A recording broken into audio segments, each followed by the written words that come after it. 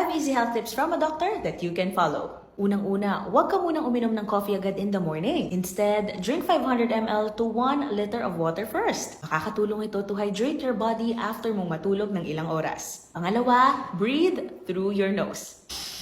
Nose breathing is more beneficial than mouth breathing. Ang ating mga ilong ay designed to humidify the air that we breathe. Makakatulong ito to filter out dust, allergens, and will boost oxygen uptake. Ang mouth breathing can dry out your mouth. Maaari itong maging dahilan ng bad breath at pamamaga ng inyong mga gums. Pangatlo, follow the 3-2-1 protocol. Ang last meal mo should be 3 hours before sleeping time.